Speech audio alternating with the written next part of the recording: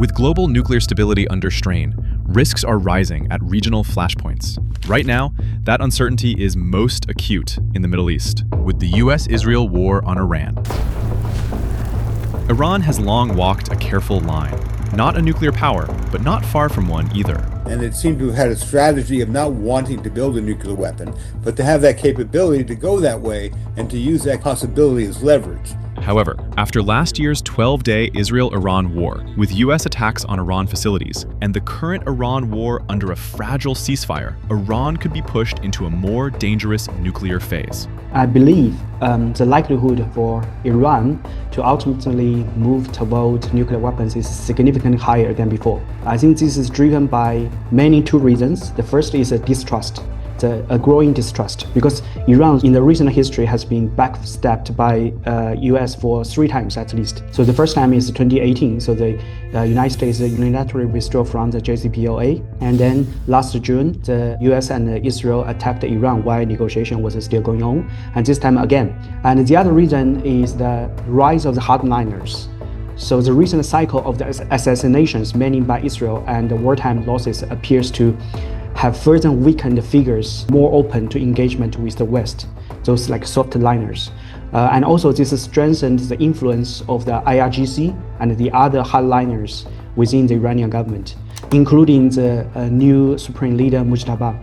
And that was recently also reported that the hardliners are increasingly discussing about the possibility of owning actual nuclear weapons. But even if Iran wanted to acquire nuclear weapons tomorrow, how could it do so? First, it could try to build them on its own, either a dirty bomb or a traditional one. A dirty bomb is not a nuclear weapon in traditional sense, but it indeed has the nuclear elements within it. And for that, I think Iran can immediately produce, manufacture, and develop that. And the other sub-scenario is the nuclear weapon in traditional sense.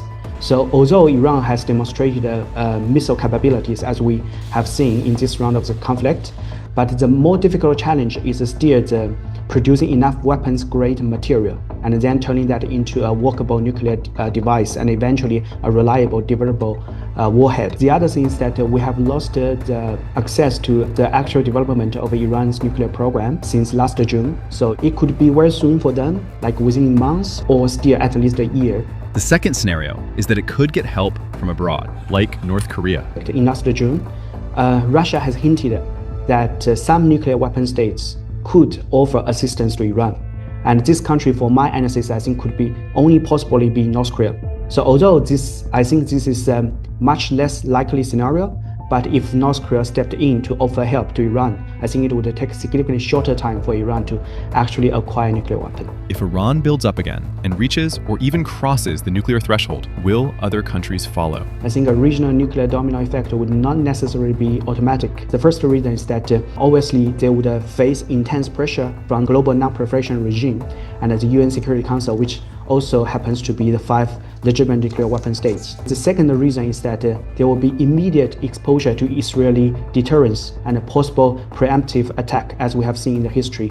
And the third reason is it still takes much longer time, much more technical efforts for them to actually own a nuclear weapon and also to do the uranium enrichment. How can the Middle Eastern countries protect themselves? I think especially for Arabic countries, the tighter security ties with outside powers, like stronger missile defense and civil nuclear hedging would be more likely, and especially in light of Saudi Arabia's recent mutual defense treaty with Pakistan, because Pakistan is a de facto nuclear weapon state, so that could be the potential platform for the regional countries, especially Gulf countries, to consider to join this mutual defense treaty or even cling towards each other to centralize their efforts for hedging and also for self-defense around, say, the Gulf Cooperation Council.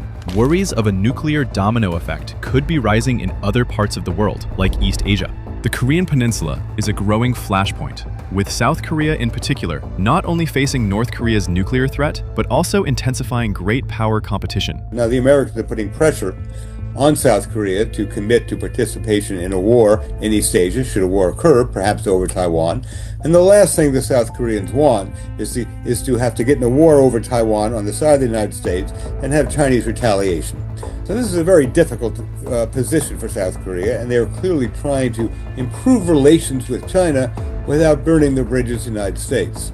This balancing act is becoming more difficult.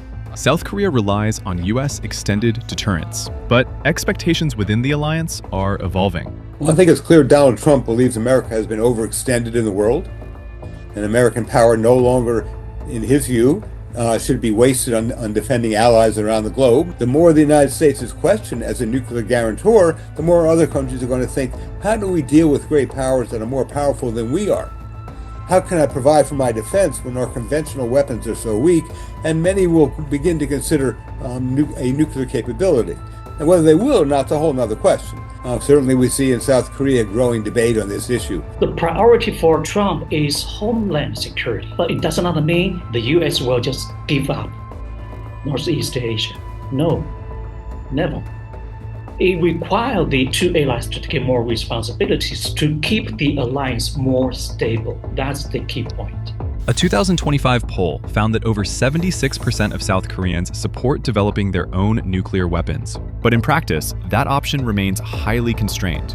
I think the possibility is very low. South Korea is still tightly constrained by the defense architecture of the U.S.-South Korea alliance. And that alliance does not, absolutely does not, provide South Korea any feasible policy space to independently developing nuclear weapons. Not to mention the key technologies and also the testing sites. North Korea has a larger area of mountains, especially along the border side with China to the north. But South Korea mostly small hills, and South Korea is much more densely populated.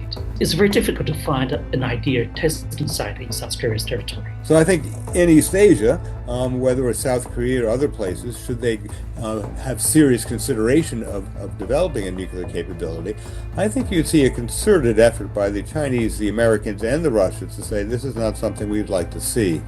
And so there would be great pressure. Indeed, in the past, Americans have said if you go down the path of nuclear weapons, that would call into question our alliance commitments, and that's something no one wants to see in East Asia, to undermine cooperation with the United States.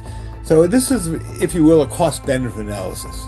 What are the benefits of developing a nuclear capability of those states that now feel vulnerable to Chinese power with the absence of the American commitment?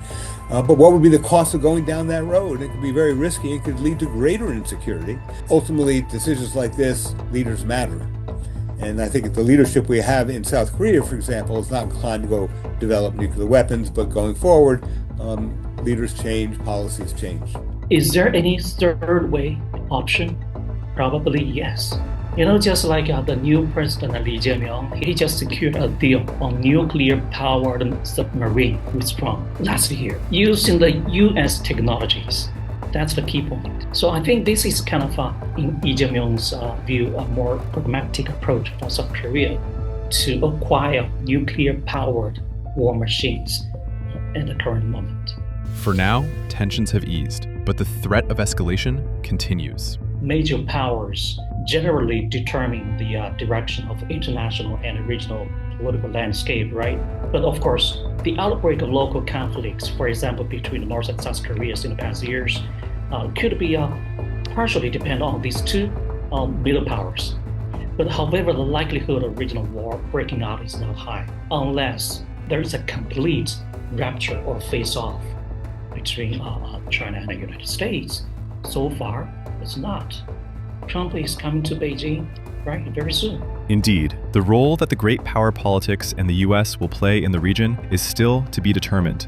Many of the wars that we have seen over the years have been a reflection of the U.S.-Soviet Cold War competition, where each side intervened, and so we had proxy wars, and these proxy wars escalated, such as in Korea or Vietnam. If we take away that great power competition in third parties, that may make it easier for third parties to try and come to terms with each other. On the other hand, if Donald Trump is pulling back, in simply a Western Hemisphere sphere of influence, that may unleash conflicts elsewhere in the world because they won't have America acting as a constraint.